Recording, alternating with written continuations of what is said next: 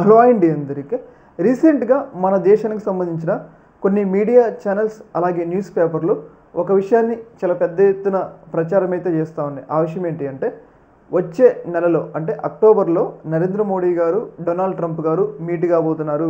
భారతదేశానికి అలాగే అమెరికాకి మధ్య ఉన్న టారిఫ్ల సమస్యల్ని పరిష్కరించుకోబోతున్నారు అని చెప్పేసి ఈ వార్త యొక్క సారాంశం అనమాట.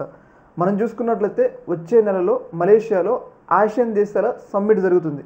ఈ ఆసియన్ దేశాలకు సమ్మిట్కి అమెరికా అధ్యక్షుడు డొనాల్డ్ ట్రంప్ కూడా హాజరు కాబోతున్నారు. అలాగే మన నరేంద్ర మోడీ గారు కూడా ఈ యొక్క ఆసియన్ సమ్మిట్కి మలేషియాకి వెళ్తున్నారనమాట. ఈ యొక్క సమ్మిట్లో భాగంగా అమెరికా అధికారులు అలాగే ఇండియన్ అధికారులు ఇద్దరు కూడా డొనాల్డ్ ట్రంప్ మోడీ సమావేశాన్ని ఏర్పాటు చేస్తారు.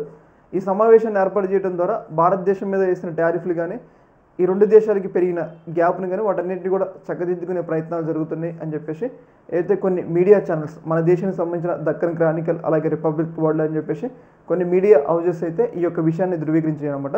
ఏదేమైనా కానీ ఈ యొక్క అంశానికి చాలా ప్రాధాన్యత సంతరించుకుంది. ఎందుకంటే మనం రీసెంట్గానే చైనా వెళ్ళి పుతిన్ అలాగే జిన్పింగ్ మోడీ గారి ఫోటో చాలా పెద్ద ఎత్తున దేశవ్యాప్తంగా అంటే ప్రపంచవ్యాప్తంగా వైరల్ అయింది.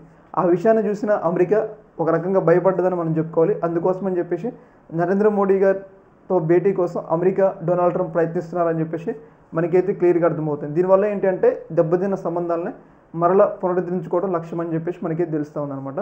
ఈ యొక్క అంశంలో మీ యొక్క అభిప్రాయాన్ని కింద కామెంట్లో తెలియజేయండి. ఓకే మరి.